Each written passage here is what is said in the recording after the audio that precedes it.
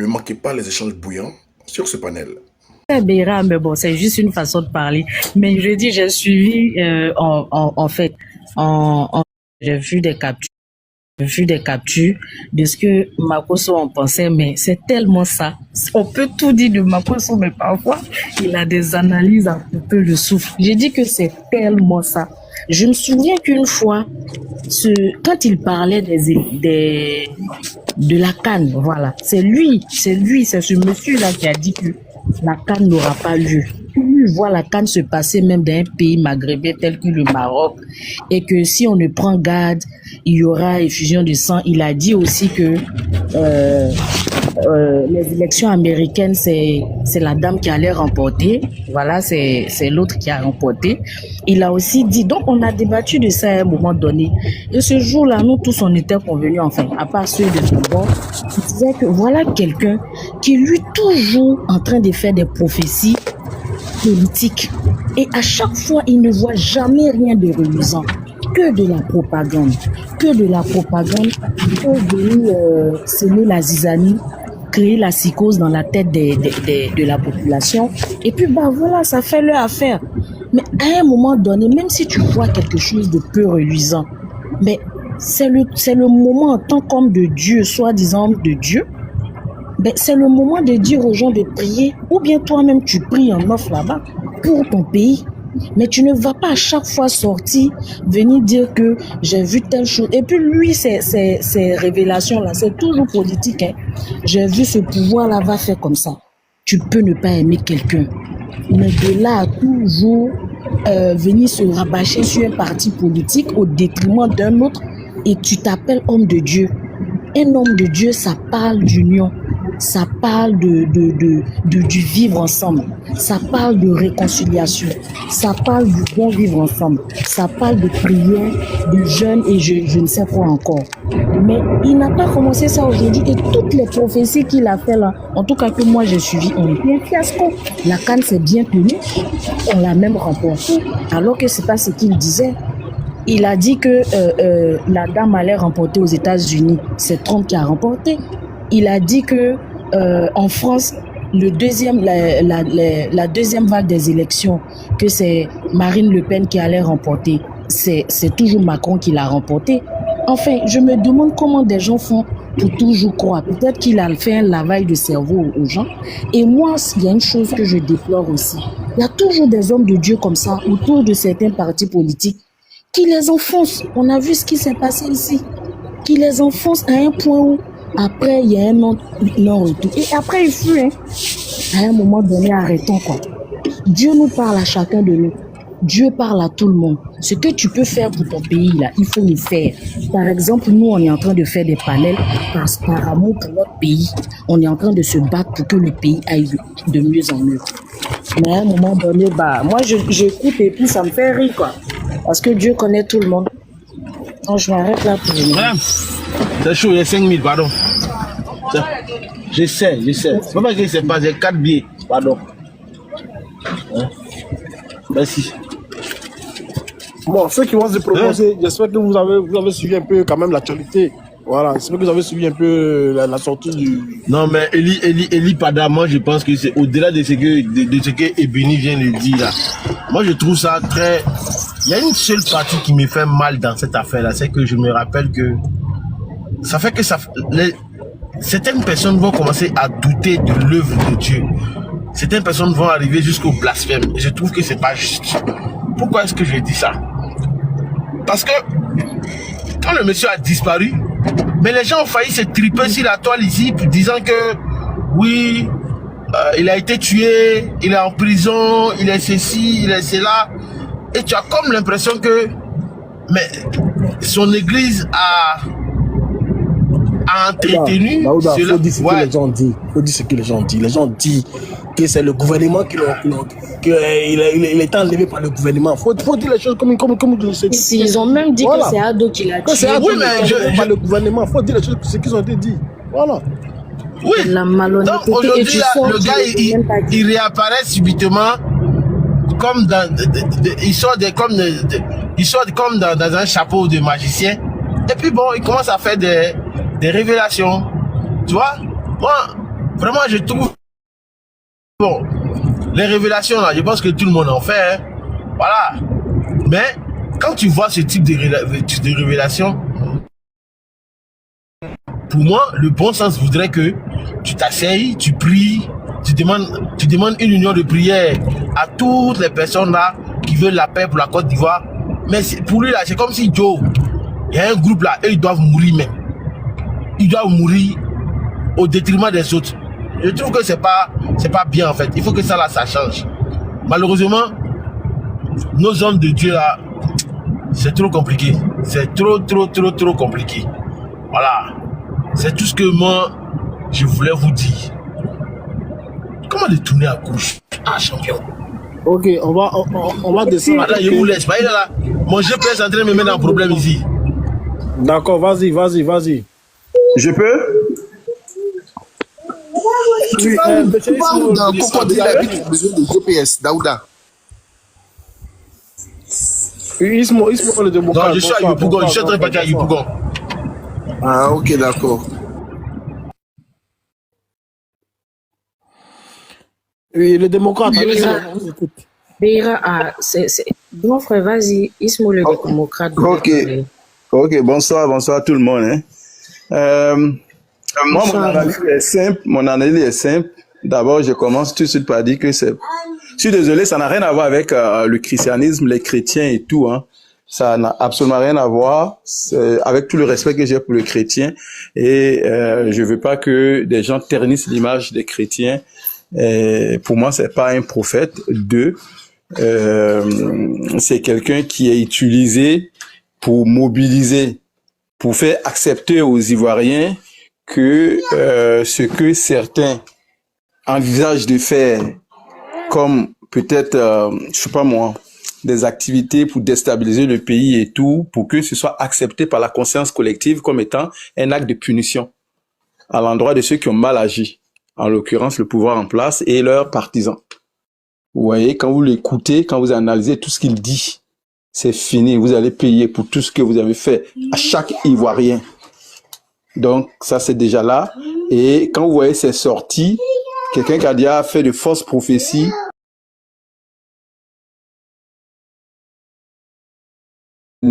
et ce que je dis, c'est que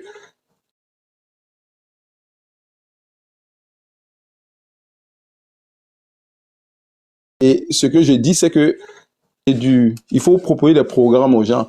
C'est pas en s'accrochant à de fausses prophéties qui vont s'en sortir. Vous voyez, parce que c'est le moment de venir dire que voilà, telle personne va avoir un avenir glorieux et tout ça, c'est une façon de dire à ses partisans qui sont autour de lui, qui s'en vont, qui n'y croient plus, de dire croyez, parce que demain il va devenir quelqu'un. Ceux qui sont partis, c'est une façon de leur dire vous risquez de regretter parce que lui, Dieu a un plan pour lui. Et ceux qui n'ont pas encore adhéré à la cause, c'est une façon de leur dire si vous n'avez pas encore adhéré, il est temps. Venez adhérer parce qu'il va devenir quelqu'un.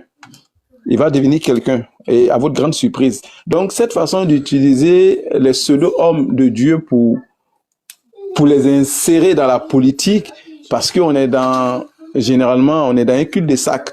Parce qu'il faut le dire, hein, il y a certains mouvements qui sont les premiers. C'est pas la première fois que le monsieur sort. La première fois qu'il est sorti, il était soutenu par un mouvement. Aussi, en Côte d'Ivoire, ils ont été peut-être les premiers même à diffuser ça sur les réseaux, à en faire la promotion, parce que il avait dit que tel individu-là, Dieu n'avait pas encore fini avec lui et tout ça, et tout. Vous voyez? Mais c'est pas ça la solution. C'est pas ça la solution. Il faut changer de stratégie. Parce que le monsieur, il s'assoit, il parle du franc CFA, il dit non, l'image qui est sur le franc CFA, sur les monnaies, que c'est une sirène, que Dieu lui a parlé à lui pour lui dire ça. Mais c'est très clair que ce monsieur-là, il n'est pas seul dans sa tête. Vous voyez, il n'est pas seul dans sa tête. Soit il n'est pas seul dans sa tête, ou il y a quelqu'un qui lui dit quoi dire pour manipuler les Ivoiriens. Vous voyez. Et ça, pour moi, je trouve ça malheureux. Je trouve ça vraiment très malheureux parce que je me dis des gens qui sont moindrement lucides, qui ont vu les prophéties que le monsieur a données, qui sont avérées très fausses, même largement, même au-delà même de la fausseté même, qu'on continue de croire à un individu, ça veut dire qu'on a soit un objectif à atteindre en le poussant au devant de la scène, soit nous-mêmes vraiment, on a perdu la tête. Vous voyez? Donc, je ne vais pas être long vu qu'on va développer après. Pour moi, il est guidé, téléguidé par des politiques, par des mouvements en Côte d'Ivoire qui ambitionnent de mener des actions en Côte d'Ivoire. Et vu que ces actions pourraient déboucher sur peut-être des drames, des tragédies, il faut accepter ces tragédies-là à la conscience collective en disant, ce qui arrive là, c'est parce qu'on l'a mérité. Les gens qui sont au pouvoir et leurs soutiens ont mal agi contre les Ivoiriens. C'est la punition de Dieu contre ces personnes-là. Et du coup, les gens ceux qui ne sont pas de ce groupe-là vont accepter ça pour dire, ouais, ils méritent ce qui leur arrive. Pour moi, c'est un prophète de malheur. Je m'arrête là. Merci. Merci, les démocrates. Ismo. Bon, c'est le débat ouvert, voilà, on va pas, c'est 5 minutes chacun, donc celui qui se porte volontaire, il peut prendre la parole. Donc, qui veut parler? Voilà, qui veut Je peux prendre la parole? Bon, Donc, je vais dire un truc rapidement en 30 secondes, parce que moi, je ne vais pas prendre mon temps de parole de 5 minutes. Donc, Ibra, vas-y, Ibra. Oui, c'est en 30 secondes. Non, en fait, je voulais dire que ce monsieur, il y a, suite à, je ne sais pas s'il faut appeler ça disparition, je sais pas, disparition, excusez-moi, je ne sais pas s'il faut appeler ça, je sais pas comment faut appeler, mais lorsqu'il n'était plus, je vais dire, lorsqu'on ne l'entendait plus, on a entendu beaucoup de choses. Il aurait été enlevé. Donc, pour moi, quand il réapparaît, il doit plutôt nous dire où il était. Il doit plutôt nous dire où il était. Est-ce qu'il a été enlevé? Est-ce que, moi, c'est ma question. Donc, je sais pas si quand Côte d'Ivoire va parler tout à l'heure, là, est-ce qu'il peut nous en dire plus? Parce que, quand c'est comme ça, les gens ont beaucoup épilogué là-dessus. Quand tu reviens, quand tu réapparais soudainement, il faut nous dire qu'est-ce qui s'est passé. Il faut informer l'opinion publique. Voilà. Voilà. Moi, je vais m'arrêter là-dessus. Au-delà de ça, tout ce qu'il a pu dire, pour moi, c'est des choses, même, faut même pas en tenir compte. Mais pour appuyer ce que tu dis, Ibra, c'est non seulement de la mauvaise foi, mais c'est une mise en scène. Je me rappelle très bien, c'était un 31 décembre qu'il était à l'église, ses fidèles ne l'ont pas vu. D'autres ont même dit qu'ils l'ont enlevé. D'autres ont dit qu'ils l'ont tué, d'autres ont dit où vous l'avez mis, les panels de l'opposition ont commencé à faire leur propagande, où vous l'avez mis là, sortez-le. Voilà, ils ont tout dit. Pourtant, le gars, il est assis au Ghana. Je me rappelle très bien que Makosso l'avait dit, que celui-là, je le connais, soit il est au Ghana, soit il est assis peinard quelque part. Et il entendait, il suit les réseaux sociaux avec d'autres comptes. Il entend, il voit tout ce qui se passe. Et il attendait le moment opportun pour sortir, venir encore créer la psychose. Parce que c'est comme ça moi je l'ai suivi, c'est comme ça qu'il réagit en fait. Il met un bout de temps, après il sort, il fait croire qu'on lui a fait quelque chose. Même au moment de la CAN, c'est ce qu'il avait fait. Les gens même qui le supportaient lui ont dit, mais tu exagères. Toi seul, tu dis qu'on t'a kidnappé. Après, il a fait une vidéo, 2 ou 3 jours après, il a fait une vidéo où il était dans le noir quelque part là-bas. On ne sait pas ce qui était autour de lui, mais d'après lui qu'il était kidnappé, il a fait une vidéo pour dire qu'il va bien, personne ne l'a attrapé, il n'a rien, que les gens restent tranquilles, mais bon, et il a disparu, vap. C'est après ça qu'il a laissé cette spéculation-là vraiment circuler, et ça, il faut le dire, c'est de la méchanceté, c'est de la mauvaise foi. Laisser les gens accuser d'autres personnes comme ça, alors que tu es là, tu assistes à tout, et tu sais que c'est faux. Sors! À défaut de sortir pour venir dire que c'est faux, mais quand tu réapparais là, tu dis non, je n'avais rien, merci pour ceux qui se sont inquiétés pour moi, j'étais en bonne santé, j'étais en sécurité, j'étais allé me recueillir quelque part, mais là je sors avec d'autres révélations comme il sait bien le faire. Mais non, le monsieur il vient avec encore d'après lui d'autres révélations et tout de suite remarquez très bien. Ce sont les panels de l'opposition qui récupèrent ça. J'ai vu un panel aujourd'hui qui était en train de faire jouer sa soi-disant vidéo là, pour dire que voilà ce qu'on lui avait fait, vous voyez. Et les gens sont plus bêtes. Je vais dire que c'est mesquin, c'est enfantin, ça tourne même au ridicule quoi en fait. Qu'ils arrêtent de se ridiculiser comme ça. Les gens sont plus bêtes. On n'est plus en l'an 2000 ou l'an 2010 où vous avez fait tourner les gens là. Arrêtez ça. Ils sont là, ils entendent, ils savent très bien de quoi il s'agit. Merci, tu peux parler Côte d'Ivoire. Merci Burni, ça va? Serge Atsé, bonsoir. Ismo, Docteur Iboira, bonsoir tout le monde, Max. Bon, ne dit-on pas que la religion c'est l'opium du peuple? L'opium du peuple, parce que c'est à travers cette phase de la société que certains arrivent à s'établir. Je prends le cas d'Eli Pada. Beaucoup, à travers de nombreuses années, il a été, soi-disant, donné des prophéties qui n'ont jamais marché. Il a dit qu'il y a un homme de l'opposition dont je vais taire le nom, que Dieu a un destin pour lui, pour la Côte d'Ivoire. Je pense que même c'est à cause de ça, ça les a rapprochés. La sortie toute récente de Eli Pada, c'est à dessein, c'est fait exprès.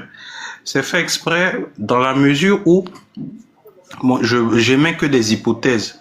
Vous n'aviez pas si longtemps une personne qui était en exil, qui ne faisait plus de vidéos, puisqu'il se sentait traqué, il s'est retrouvé à l'AES. Et après qu'il ait fait une visite au niveau du Ghana, revient et fait une vidéo pour parler du pouvoir d'Abidjan. Et derrière, vous aviez ce monsieur-là qui va venir dire que le pouvoir d'Abidjan c'est fini afin de pouvoir galvaniser les troupes. Pour moi, j'ai toujours dit que ce qui rendrait plus pauvre l'Afrique, excusez-moi de le dire, peut-être vous allez me trouver que c'est choquant, c'est la religion. Parce que là où on doit travailler pour pouvoir bâtir quelque chose, beaucoup de nos semblables se ruent vers la religion.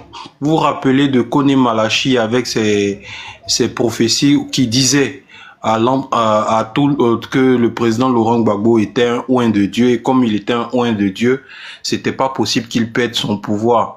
Et ça contribuait à créer un certain paradigme autour de l'entourage de monsieur Laurent Gbagbo. Et aujourd'hui, qu'est-ce que nous constatons? Nous constatons qu'il y a eu autant de morts.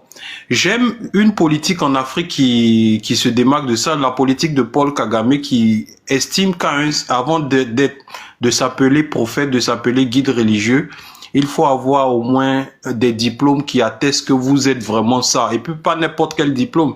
Si ce sont des diplômes délivrés par des personnes qui se sont auto-formées dans la chose de Dieu, ça sera facile. Mais un diplôme universitaire avec tout le sérieux et la progression de cela. Tout ça pour dire quoi?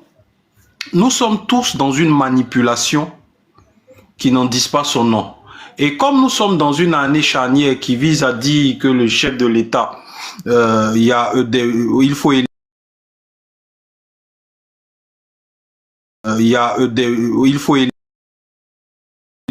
de ces incantations, de ces appels pour dire que Dieu lui-même n'est pas pour ceci ou bien n'est pas pour cela, afin de pouvoir influencer les esprits faibles. Moi, je me dis que les plus grands dictateurs dans ce monde, pour pouvoir pérenniser leur pouvoir, ont toujours dit que leur pouvoir ne venait pas des hommes ou bien du peuple qui leur a donné quitus, mais c'est un pouvoir qui vient de Dieu. Et comme c'est un pouvoir qui vient de Dieu, ça l'affranchit d'avoir à donner des résultats qui soient concrets. Et bon nombre de pays pauvres sont versés dans cette science-là qui ne fait que ralentir les Africains. Et malheureusement, vous trouverez des personnes fanatisées, des personnes qui voudront pour leur chapelle ou bien pour leur obédience émotionnelle, essayer de pouvoir défendre quelque chose qui n'a de rationalité que le nom. Je n'ai pas dit que Dieu n'existe pas, mais Dieu ne peut qu'exister à travers l'homme. Et chaque homme devait bâtir une société à la force de ses bras et à la morale de sa divinité. Au-delà de tout, c'est du charlatanisme. Et malheureusement, bon nombre de ces soi-disant prophètes sont des charlatans. Je ferme mon micro, je vous remercie. Ok. Et, qui veut prendre la parole? Alors, je pense que c'est moi. Ok, allez-y. Alors, bon. Je commence à sourire un peu parce que, vous savez, pour ceux qui ont écouté sa dernière sortie et qui savent lire entre les lignes, voilà quelqu'un qui dit que il a les révélations du Seigneur et comme quoi le Seigneur lui aurait dit que le pays sera comme ceci, les gens seront frappés, voilà, et patati patata. Et par la suite, il ne dira pas là où lui il se trouve. Mais quel est ce prophète que Dieu envoie en mission et que Dieu ne protège pas? Ça, c'est une question que je me pose parce que moi, je sais, pour ce que je sais des livres saints, je sais que pratiquement tous les prophètes qui ont été missionnés par Dieu ont été protégés par Dieu lui-même. Et donc, ils sont allés, Moïse même est allé jusqu'à aller affronter le pharaon dans son palais. Bon, bref, c'est pas ça qui m'intéresse vraiment. C'est la corrélation que Côte d'Ivoire vient de faire tout à l'heure là qui me fait un tic dans l'esprit. Parce que, évidemment, effectivement, je vois l'image qu'elle a, je vois le président Soro qui est au centre et puis Eli Pada sur le truc. Pour moi, est-ce que ce n'est pas une manière, comme quelqu'un l'a dit sur le panel, je ne sais plus c'est qui, de préparer la conscience collective de ce qui serait en surbrillance? Voilà. Est-ce que le président du GPS ne serait pas en train de préparer quelque chose de très dangereux pour la Côte d'Ivoire? Est-ce que Eli Pada n'est pas missionné pour dire des choses pour que après coup qu'on puisse dire oui, écoutez, bon voilà, Dieu lui-même valide cette opération peut-être qui est en cours ou pas. Mais je voudrais dire que nous sommes un pouvoir sérieux et nous prenons nos responsabilités. Moi, ce qui me fait mal, c'est que le pouvoir d'Abidjan, je trouve le pouvoir d'Abidjan un peu trop laxiste. Je trouve le pouvoir d'Abidjan un peu trop je sais pas, réservé sur certaines questions. Il laisse des personnes jouer avec nos vies comme si c'était un jeu de ping-pong ou bien un jeu de dés. Voilà des gens qui viennent, qui disent des choses comme ça sur les toiles et puis on ne met pas les moyens de retrouver ces personnes-là et puis leur demander des comptes.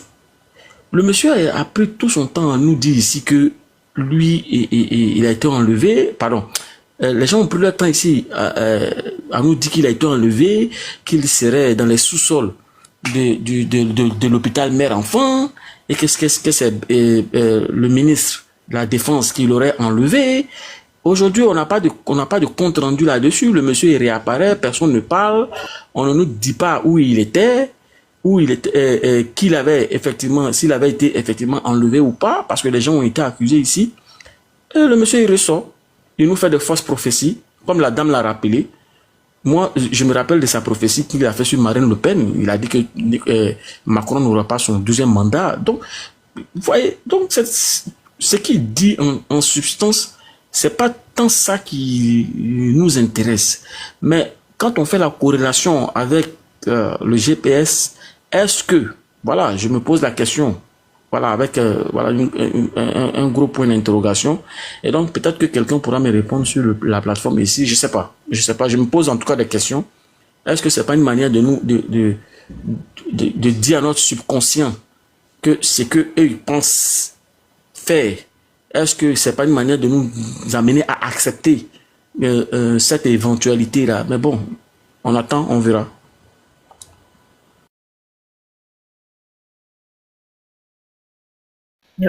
Merci frère. Bah, c'est ce que je disais. Beira, tu es là? Est-ce que Beira est là? Peut-être qu'il a bougé. Serge est là? Daouda, tu es là? Oui, je suis là. Ah, d'accord. Beira, tu es là? Mais les gars, je suis arrivé à mon rendez-vous, je ne vais pas tarder à couper le live. Si. Donc voilà quoi. Oui, Voilà. en fait, il n'y a pas de souci. En fait, l'issue, c'est ce que je disais là. J'ai dit, c'est chez Makoso même que j'ai entendu ça, cette analyse-là, et qui n'est pas vraiment jeté du revers de la main. Comme tout est possible, il y a eu des cas comme ça qui ont été déjoués, ça il faut le dire. Mais c'est chez Makoso que j'ai entendu ça. Mais où ça va, mais Ah bon? L'analyse que tu viens de faire. C'est chez... Daouda, ton micro. Daouda, ton micro. t'as bloqué. On a entendu. J'espère que... Ah. De Béra, j'espère que c'est notre grande sœur. On n'a entendu quoi que ce soit. Serge, on espère que c'est notre belle-sœur. Hein. On n'a rien entendu. Et Budget, on n'a rien entendu. On dirait que Serge est dans la salle. Même type, même papa. C'est bon, avançons. Tu as vu solidarité masculine. Bon les gars, bonne soirée, que Dieu vous bénisse. Voilà, tu as vu. Qui vous accompagne. Bye bye. On l'a attrapé. Bye bye.